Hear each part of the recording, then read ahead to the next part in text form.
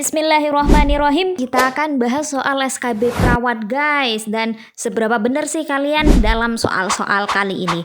Oke, langsung saja kita mulai. Ini dia soal pertama. Seorang perempuan 60 tahun dirawat di RS dengan diagnosis stroke. Hasil pemeriksaan fisik didapatkan bahwa terdapat luka dekubitus, tampak tendon dan tulang, penuh dengan warna putih dan banyak eksudat. Perawat sedang melakukan pembersihan luka dengan NaCl.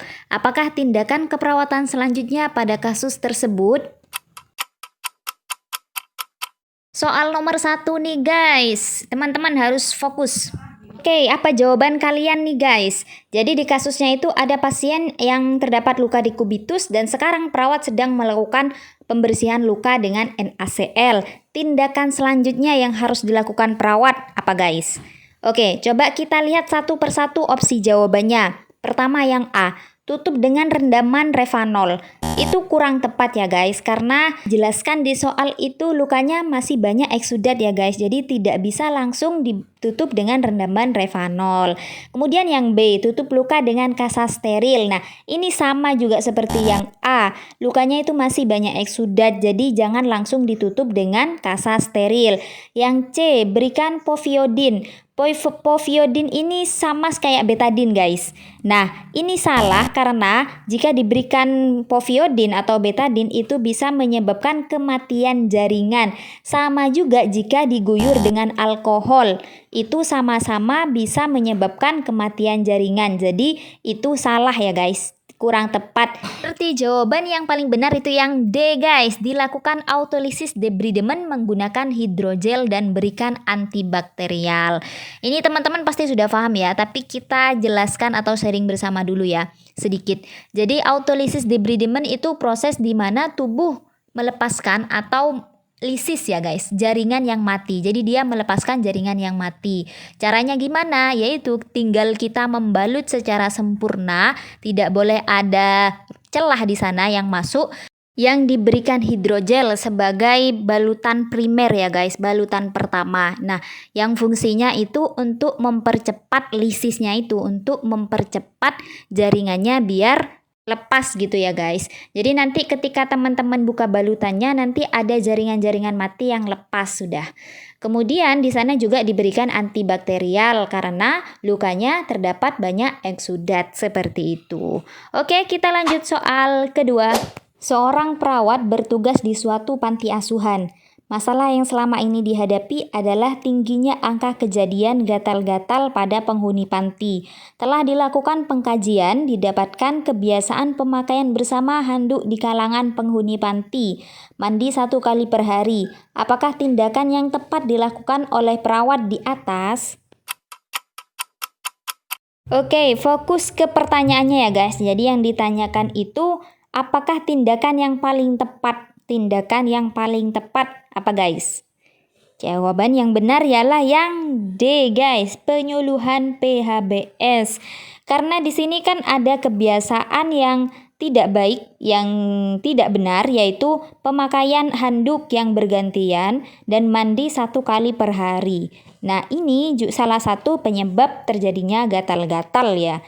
Jadi kebiasaan yang salah ini kita perlu beri pengertian, kita perlu beri penyuluhan PHBS biar mereka paham, biar mereka bisa melakukan yang benar agar masalahnya selesai.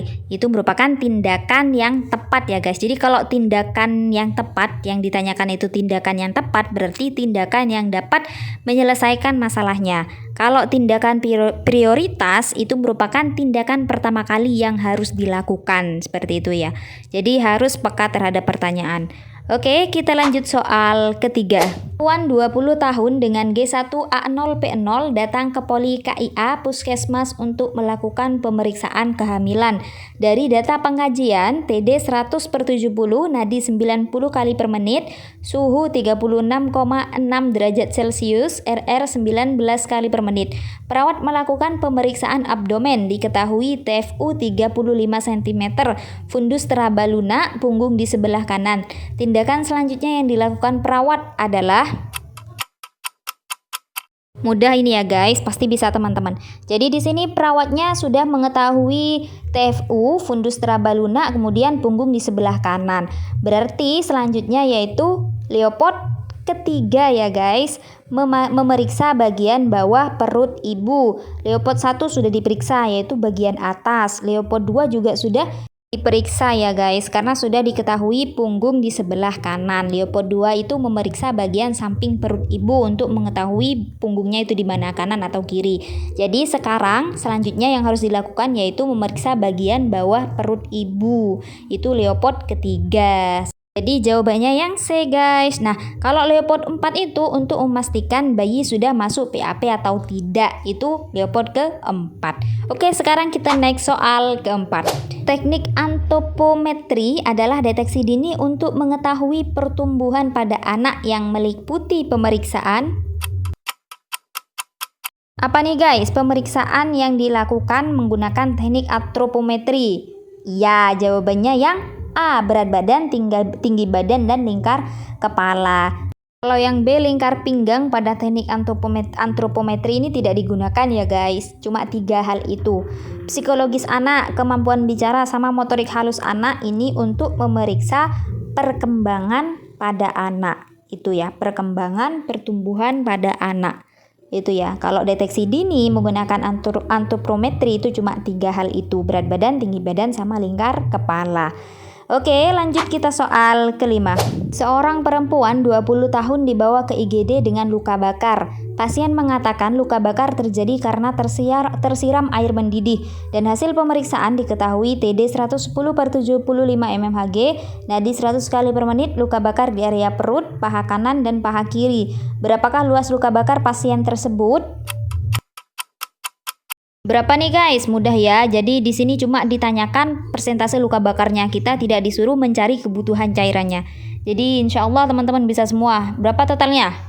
Iya, 27%. Oke, kita hitung satu-satu ya. Pertama itu di area perut. Perut itu 9%. Kemudian paha kanan itu 9%. Paha kiri juga 9%. Kalau kaki itu 18 ya guys, karena di sini cuma dijelaskan paha, berarti cuma 9. Jadi jawabannya yang D, 27%. Mudah ya. Oke, lanjut soal ke-6. Perempuan berusia 60 tahun tinggal di panti jompo, mengeluh gatal-gatal pada daerah kemaluan. Perawat melakukan pengkajian dan pemeriksaan fisik namun lupa untuk menutup tirai jendela. Apakah etik yang dilanggar oleh perawat?